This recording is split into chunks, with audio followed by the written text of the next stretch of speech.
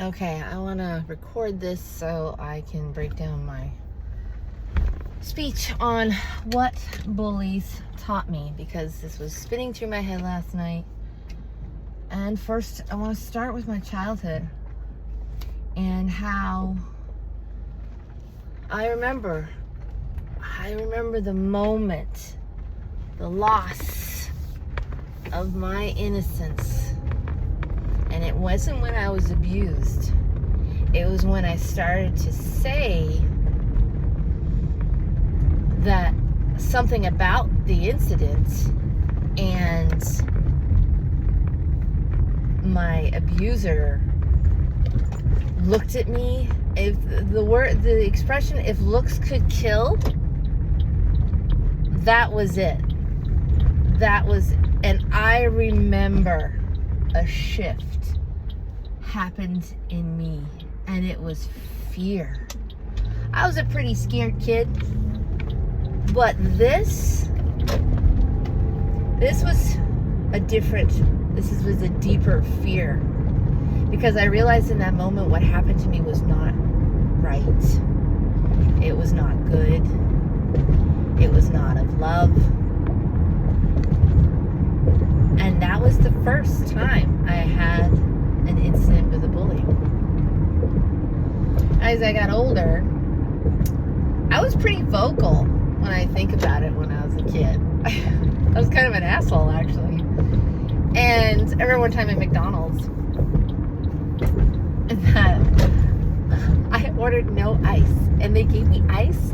And I don't know if this is an amalgam memory or if I just don't want to admit that I actually did this, but in my memory, I pulled out the ice and dumped it on the counter. What a jerk. And I didn't care. And then the second incident happened in my early 20s. And the guilt and shame that I carried because of the heaviness of this incident, the secret. And not only that, when I did finally speak out about it, I wasn't believed. I wasn't believed by the people that I thought would have my back. And as my therapist said, it's just like in that movie. They can't handle the truth. They can't handle the truth, because it's easier to believe the better story than it is what's actually happening. So I was quiet. I never said anything. And I lived a very small life. And I lived a life in fear. Decades of fear. Just fear guiding me. Fear to speak out. Then 2020 happened.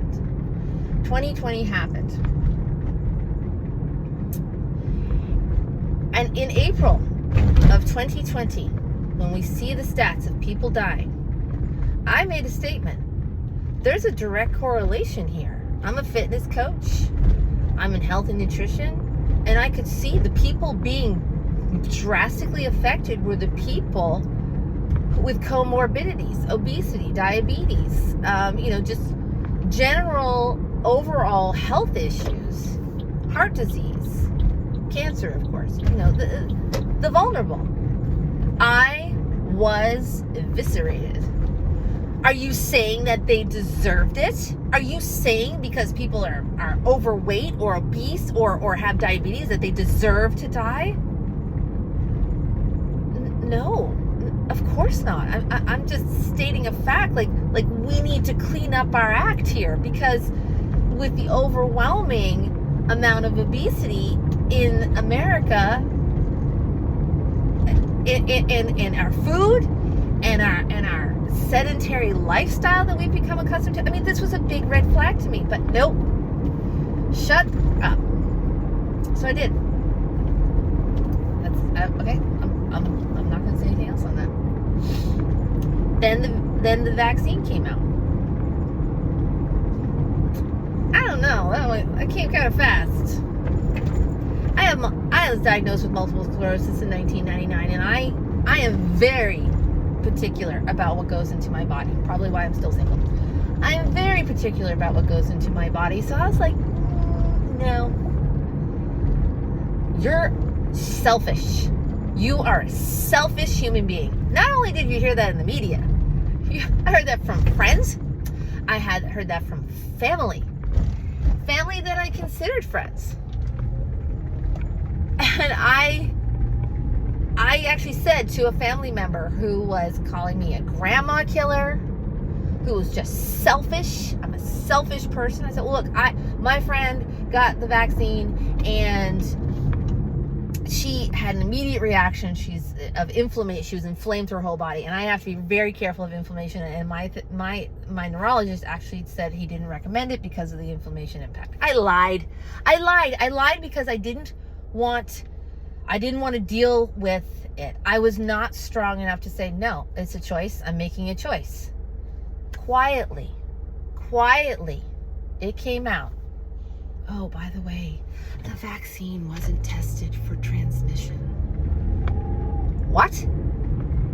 Wasn't that the principle upon which everything was based? Isn't that why I was a grandma killer? For not getting it? Because I was going to transmit it to people. But that never made sense. Because if it was true that the vaccine, as Rachel Maddow hysterically stated, you get the vaccine, the virus stops with you. You can't get it, you can't transmit it. Which never made sense to me. Well, if that's true, then why should we worry about people who didn't get it? Because if you've got this bubble around you, then why would you be concerned that I didn't get it? So I made a post, and it was just words. I said, so if you get the vaccine,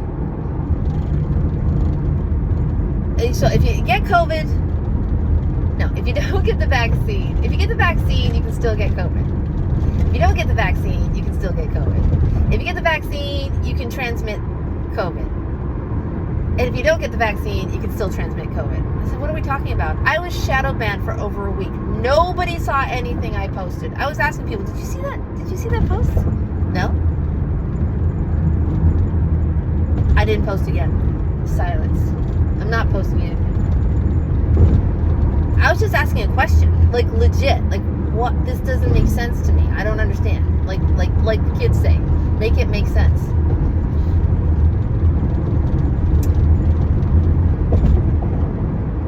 I stayed silent. I had a coach. It was my very first time speaking in public, and I talk a lot. And so I got up on the virtual stage with hundreds of people on this call.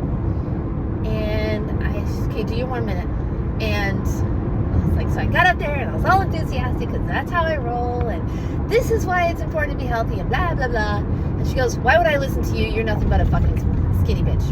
You're nothing but a skinny bitch. You never said the F-bomb. And I was like, I was devastated. And I still gave her lots of money. I don't know. Because I was afraid to speak. I was afraid to say, I don't agree with you. I think that's bad coaching. Did she teach me? Because now, 4 years later, if someone said that to me, why would I listen to you? You're nothing but a skinny bitch. I'd say, that's exactly why you should listen to me, because I lost over 65 pounds and I've kept it off for over 16 years. Now I know. Now I have the confidence to do that. I didn't have that back then. I was scared. Here's the deal. My bullies, my abuser, those people online, my family, my friends, called me names, shut me down, told me to shut up. You don't know what you're talking about. What are you, a scientist? They taught me to listen to my own voice. Slowly, I've been starting to question things again. That's why I got this. Question mark. Question everything. Question everything. Why not? I just want information. That's it. I just want information. Tell me why. Convince me. Persuade me. And I'll use critical thinking and I'll use rational thought. It's getting closer. Speaking. I'm I'm working on being a public speaker. I want to get the message of attainable health out into the world. I want people to know it doesn't have to be a massive undertaking. It can be attainable. You can have this. This can be yours. And in the back of my mind, I'm scared. Well, what are people going to think? What do they think? What are they going to say? They think I'm calling them fat? Do they think I'm being a white supremacist? This white girl, what the hell does she know? She doesn't know my life. No, I don't know your life. That's why I keep it real simple. That's why I break it down to the simple thing. So slowly, I've been thinking about all those bullies in my life and how they wanted to shut me up. Why? Because they're insecure. Secure people don't need to shut other people down. They live in more fear than I ever did. They fear that they're wrong. I'm so okay with being wrong. I am so okay with being wrong. Most times, I was like, I really hope I'm wrong. I don't know how many times I've said that in my life. I hope I'm wrong. And unfortunately, I'm usually not. But when I am, I was like, oh, okay, that wasn't right. I was wrong. And I'm okay with being wrong because that helps me grow. Because that's a sign of emotional maturity. If you can't have a conversation without shutting someone down, you're telling me that you're so insecure with yourself, with your views, with what you believe, that you are going to go to the greatest lengths. You're going to scream. You're going to yell. You're going to drop the F-bomb. You're going to be a maniac just to shut other people down who don't agree with you. That's a bully. That's what a bully does. I have it in my own life. I have been bullied. But not anymore. Wednesday, September 10th. I was at a speaking event, and a banner, I don't even know what news outlet it is, but news tends to be sensational, and I just see out of the corner of my eye, I happen to be looking at the screen, Charlie Kirk shot at an event, and I was like, shot at, what do you mean shot, yeah, right. So I pick up my phone, I look, oh my God, he was actually shot. I personally like Charlie Kirk, and I don't agree with everything he says. I really don't. I think back about those bullies, what they have taught me. Every day, every single day, I say, God bless those who have influenced my life in such a way that has made me a better person. Those bullies, that family, the friends, the coaches that showed their insecurity, that bullied me into silence. They taught me something that will stay with me for the rest of my life. But it was right at the surface. To believe in myself, to believe in my own worth, to be confident, to believe in my convictions. And they do too. But the difference is I have peace in my heart. I don't feel a need to convince anyone. I don't feel a need to prove you wrong. No, I want you to be the strongest, most confident, most healthy-minded, most mentally stable by loving yourself. Loving yourself like a most precious loved one.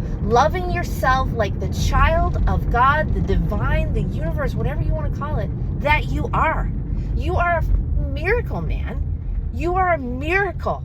There's nobody like you in this world. And when we have bullies, are people with low self-esteem, low self-confidence. Confident people just don't feel a need to pull other people down. They just don't.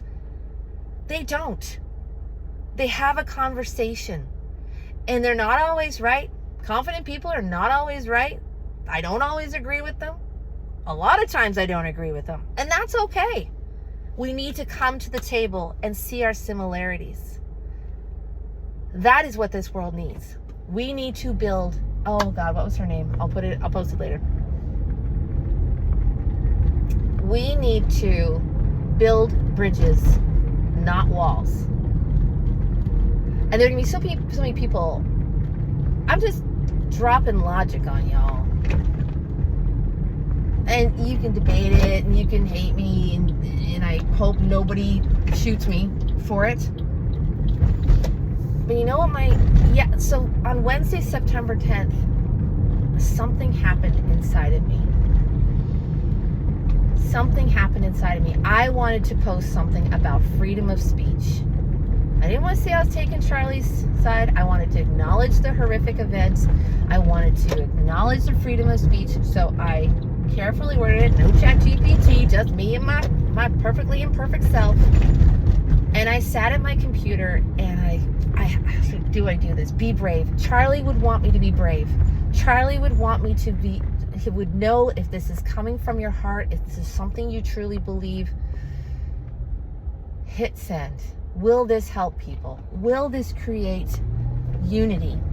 Will this broaden people's perspective? Will it enlighten them? Will it encourage them? These are my missions. My mission is to encourage, to inspire, to enlighten, and to tell the world that you are a really big deal. To encourage people to love themselves like a most precious loved one. How many times have you watched me on a Facebook Live where I said, God bless, love you? That is a command, because I want you to look in the mirror and say, I love you, and treat you with the respect that you deserve. Not from everybody else, but from yourself. To love yourself, to be confident in yourself, and ask yourself, is this coming from a place of love, or is this coming from a place of fear and hate? Is it coming from a place? Because I lived decades in fear. I'm done. That day, something shifted in me again. That day that I shifted into fear, that day I shifted into love. I shifted into hope. I shifted into a strength I didn't even know I had. And I was shaking when I posted that comment. And I got pushback. And it opened discussion. And I got all the reasons why Charlie Kirk was a terrible person with guns and transsexuals and all the things. But that wasn't my message. My message was that he was fighting for you to be able to say the things that you're saying. It was for freedom of speech, to have lively debate. Some of the clips I see of Charlie Kirk, I'm like, oh my God, dude, really? But the whole point of my post was to encourage lively debate, and I got that. And the crazy thing was, normally I would be shaking. I would feel so scared. I didn't feel scared. And even asking myself, even when I confronted my biggest bully of my entire life, while I was doing it, I was shaking like a leaf. But afterwards, I remember walking down the steps, and I stepped off that last step, and I thought I was going to float up, because I was no longer carrying that guilt, that shame, that fear that was instilled in me for so many years. And that's how I felt when I pressed that button and I posted that post. And I pray to God nobody else dies in violence for having a difference of opinion. And I hope we can have educated debate. And I hope that we can learn to love one another even if we don't agree. Because we used to live in that world, and I think we can live in it again. I know we can. All right, I got to go work out now. Love you. Love you. That is a command. God bless you. God bless you. Let's not live in fear. Let's live in love. You have so much love inside of you. The last thing this world needs is more hate. Take care. God bless. Love you, my friend. That's a command. I'll talk to you soon. Bye.